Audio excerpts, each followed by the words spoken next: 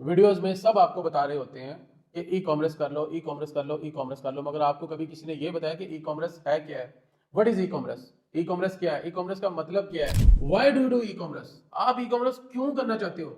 आपको e commerce करने का क्या फायदा होगा? आप ई कॉमर्स किस तरह से करोगे? How much investment on e commerce? आप अगर ई कॉमर्स करते हो तो आपको इस बिजनेस को स्टार्ट करने के लिए कितना पैसा लगाना पड़ेगा? How to start e commerce business without investment? अगर आपके पास पैसा नहीं है और आप ई कॉमर्स का बिजनेस करना चाहते हो तो आज इस वीडियो में मैं आपको बताऊंगा कि आपने विदाउट इन्वेस्टमेंट किस तरह और किन मॉड्यूल्स के ऊपर काम करना है। How many modules in e commerce? E commerce में आपको कितने मॉड्यूल्स मिलते हैं और आपको क्या क्या सिखाया जाता है? इन मॉड्यूल्स के बगैर ई कॉमर्स नामुकम्मल है। अभी मैंने आपसे 5 पॉइंट शेयर किए हैं, अभी मैं आपको इन 5 पॉइंट्स की डिटेल शेयर करने जा रहा हूं। जिस तरह के पॉइंट नंबर 1 था, व्हाट इज ई कॉमर्स? मतलब आप कोई भी प्रोडक्ट खरीदना चाहते हो, बेचना चाहते हो, या आप कोई पेमेंट ट्रांसफर करना चाहते हो या रिसीव करना चाहते हो, या किसी को पढ़ाना चाहते हो ऑनलाइन, या पढ़ना चाहते हो इंटरनेट की मदद से, इन सब चीजों को ई कॉमर्स कहते हैं। एग्जाम्पल, अगर कस्टमर आपसे कोई प्रोडक्ट परचेज करता है तो आप उसको शिपिंग कंपनी के जरिए वो प्रोडक्ट डिलीवर करवाते हो। वो कैश ऑन डिलीवरी होगी तो शिपिंग कंपनी पेमेंट रिसीव करके आपके बैंक अकाउंट में ट्रांसफर कर देगी, और अगर वो पहले पेमेंट आपको ट्रांसफर करता है तो वो भी इंटरनेट की मदद से करेगा। तो इस तरह से उसको प्रोडक्ट मिल जाएगी और आपको पैसे मिल जाएंगे। ये सब चीजें इंटरनेट की मदद से हो रही होती हैं। तो जो चीजें इंटरनेट की मदद से हो रही होती हैं उसको ई कॉमर्स कहते हैं। अब ई कॉमर्स की 3 टाइप्स हैं, वो तीनों भी मैं आपके आगे रखता हूं। B to B, business to business. B to C, business to consumer या business to customer. POD, print on demand. Example है, इन तीनों की बारी बारी मैं आपको दे देता हूं कि जो B2B है उसमें फेस टू फेस डील होती है बिजनेस टू बिजनेस। मतलब मेरा बिजनेस है, सपोज मैं ये पेन बनाता हूँ, आप कहते हो कि आप ये पेन सेल करना चाहते हो या मेरे से परचेज करके आगे बेचना चाहते हो, तो आप मेरे साथ डील करोगे business to business, face to face. मैं आपको पेन सेल करूंगा, आप मुझे इसका जो अमाउंट है वो पे कर दोगे, फिर आप इसके ऊपर अपना मार्जिन रख के इसको आगे सेल करोगे। इस तरह business to business B2B work करता है। फिर B2C आ जाता है, बिजनेस टू कस्टमर। अभी मैं क्या करूंगा, मैं अपनी प्रोडक्ट, ये मेरा पेन है, मैं इसको बनाता हूं, तो मैं क्या करूंगा, मैं इस पेन को डायरेक्ट मुख्तलिफ प्लेटफॉर्म के ऊपर सेलिंग के लिए लगा दूंगा। कोई कस्टमर डायरेक्ट मेरे से रब्ता करेगा कि ये पेन मुझे खरीदना है एक सिंगल पीस, तो मैं उसको डिलीवर करवाऊंगा एक फुल अमाउंट में। तो इस तरह B2C काम करता है। फिर इसके बाद आ जाता है POD, प्रिंट ऑन डिमांड। अब एग्जांपल है कि आपको कुछ डॉक्यूमेंट्स प्रिंट करवाने हैं, या आपको अपनी टी शर्ट के ऊपर अपनी या अपनी वाइफ की या अपने किसी बच्चे की तस्वीर प्रिंट करवानी है, या आपको एक चाय के कप के ऊपर अपनी और अपनी बेगम की तस्वीर प्रिंट करवानी है, या आपको जैसे ये बैक वॉल बनी हुई है इसी तरह अपने घर की बैक वॉल के ऊपर कोई तस्वीरें लगवानी है या कोई डिजाइन करवाना है, या आपको किसी भी तरह का कोई डिजाइन करवाना है, तो आप सिंपल क्या करोगे, आप मुझे वो डिटेल्स शेयर करोगे या वो पिक्चर्स शेयर करोगे। मैं क्या करूंगा, मैं अपनी प्रिंटिंग मशीन या जो भी मेरे पास उसके लिए मशीनरीज अवेलेबल है, मुख्तलिफ चीजों के लिए मुख्तलिफ मशीनरीज होती हैं, तो मैं आपको प्रिंट ऑन डिमांड, आपकी डिमांड के ऊपर वो प्रिंट निकाल के ऑन टाइम उसी टाइम दे दूंगा। तो इस तरह ई कॉमर्स जो है, ये इसकी तीसरी टाइप जो है POD, तो उसकी डिटेल ये मैंने आपसे शेयर की है।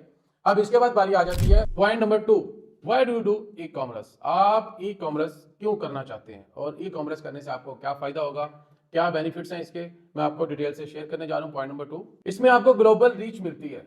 मतलब आप अगर कोई किसी भी कंट्री में फिजिकल शॉप बनाते हैं तो वहां पर आपको सिर्फ उसी कंट्री का ही कस्टमर मिलेगा या उसी एरिया का या उसी शहर का। मगर ई कॉमर्स में आने से क्या होता है कि आप अपनी प्रोडक्ट या जो स्टोर लॉन्च करते हो उसको पूरी दुनिया देख रही होती है। अगर आप पाकिस्तान में बैठे हो या आप इंडिया में बैठे हो या आप दुबई में बैठे हो, तो आप अपनी प्रोडक्ट अमेरिका में सेल करना चाहते हो तो आप कर सकते हो। अब प्रोडक्ट सेल होगी, कस्टमर ऑनलाइन उसको बाय करेगा, 24 घंटे आपकी ये शॉप ओपन है। हालांकि फिजिकल शॉप में तो आप वो टाइम दे सकते हैं जो डे का है, या आप मुख्तसर टाइम में अपनी शॉप ओपन कर सकते हैं, फिर आप कहीं आ जा नहीं सकते, आपको उसी शॉप में बैठना पड़ता है। मगर ई कॉमर्स में इस तरह नहीं है। इस शॉप को आपने एक दफा बनाया, प्रोडक्ट ऐड की और लाइव कर दिया, फिर पूरी दुनिया आपको देख रही है। आपको सपोज आप दुबई में बैठे, आपको ऑर्डर आ गया अमेरिका से, आप क्या करेंगे, आप उस प्रोडक्ट को पैक करेंगे और शिपिंग कंपनी के जरिए ऑर्डर डिलीवर करवा देंगे। तो इस तरह से आपको अपनी कंट्री के बाहर से भी ऑर्डर्स मिलना शुरू हो जाएंगे।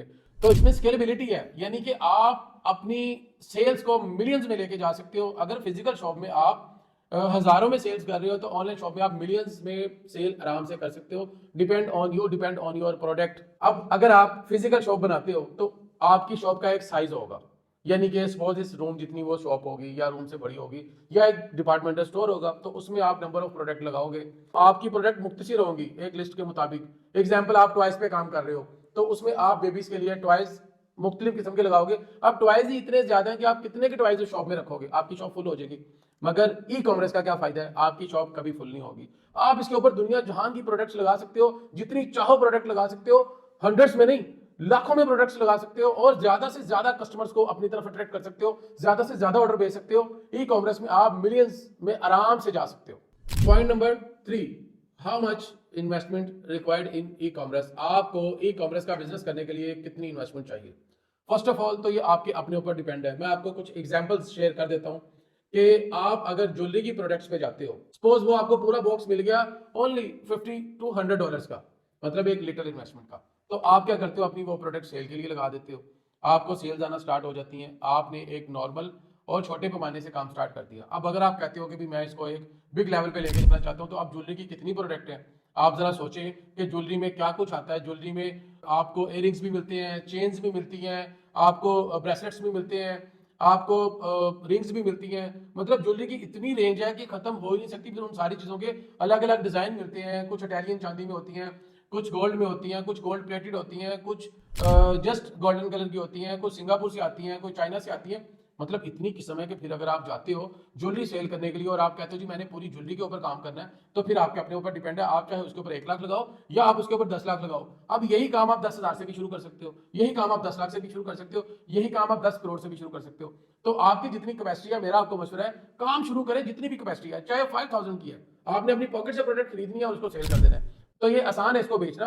आप चाहे प्रोडक्ट को 5,000 to 10,000 से स्टार्ट करें और चाहे आप इसको 10 करोड़ रुपया लगा के पूरा गोदाम भर लें, चाइना से डायरेक्ट कंटेनर मंगवा लें, वो तो फिर फील्ड है ना। जब आप इंटर हो जाते हो तो फिर आप उसको देखते हो कि आपने किस लेवल पे जाना है। सपोज अगर आप मोबाइल केस बेचना चाहते हो, अब मोबाइल केस में क्या है जी, मोबाइल केस में सैमसंग के फोन भी हैं, ओप्पो के फोन भी हैं, वीवो के फोन भी हैं, आईफोन्स भी हैं। अब आप कहते हो जी मैंने आईफोन के ऊपर काम करना है। आईफोन के मौजूदा जो 7-8 मॉडल्स इस टाइम पे जो मार्केट में हैं, जिनके कवर सेल हो रहे हैं, अब उनमें सपोज आप कहते हो जी मैंने खाली आईफोन 16 का काम करना है।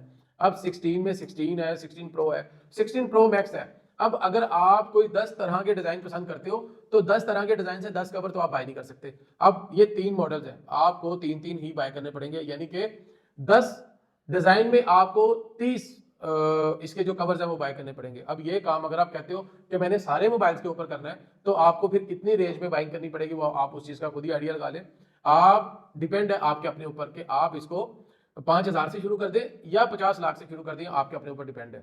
अब इसके बाद नेक्स्ट पॉइंट की तरफ चलते हैं। How to start work without investment on e commerce. Freelancing, product hunting, store creation, store optimisation, supplier find, product marketing. अब ये कुछ पॉइंट्स मैंने आपसे बोले हैं, ये जो पॉइंट्स हैं ये आप अपने क्लाइंट्स के लिए इनके ऊपर काम कर सकते हैं। इनके ऊपर काम करने से क्या होगा कि आप विदाउट इन्वेस्टमेंट आपको आपका क्लाइंट पेमेंट देगा। अब अगर आप कहते हो कि जी नहीं मैंने प्रोडक्ट सेल करनी है, तो उसका भी हल है। अगर तो आप मार्केटिंग करने के ऊपर कोई लिटिल अमाउंट कर सकते हो, छोटी मोटी अमाउंट लगा सकते हो, जैसे डेली का $1 या $2 आप कर सकते हो मार्केटिंग के लिए, तो फिर क्या आप करो, फिर आप ड्रॉप शिपिंग में चले जाओ। ड्रॉप शिपिंग में क्या होगा कि ड्रॉप शिपिंग में आप पूरी दुनिया में अपनी प्रोडक्ट सेल कर सकते हो। मतलब सपोज एक वेबसाइट है abc.com, तो अब abc.com के ऊपर जो प्रोडक्ट लगी हुई है, आप उनकी परमिशन से अपनी साइट के ऊपर लगा देते हो। अब आप अपनी साइट के ऊपर क्या करते हो, उन प्रोडक्ट को सेल करना स्टार्ट कर देते हो, उनकी एडवर्टीजमेंट करते हो। जब वो प्रोडक्ट सेल होती हैं, तो क्या करते हो कि वो ऑर्डर जो होता है वो abc.com के पास जनरेट करवा देते हो, वो डिलीवर करते हैं, उनके पास कैश कलेक्ट होता है, वो अपनी कमीशन रख के आपको आपकी कमीशन जो आपके अकाउंट में ट्रांसफर कर देते हैं। इस तरह आप पूरी दुनिया में लाखों करोड़ों प्रोडक्ट बेच सकते हो विदाउट इन्वेस्टमेंट। सिर्फ आपको मार्केटिंग आनी चाहिए। मार्केटिंग फ्री में भी होती है, मार्केटिंग पैसों से भी होती है, और मार्केटिंग आप चाहो तो आप अपनी स्किल्स के जरिए भी कर सकते हो। अब आपके अपने ऊपर डिपेंड है कि आपने किस तरह से लेके चलना है। ये तो हो गया जी विदाउट इन्वेस्टमेंट काम।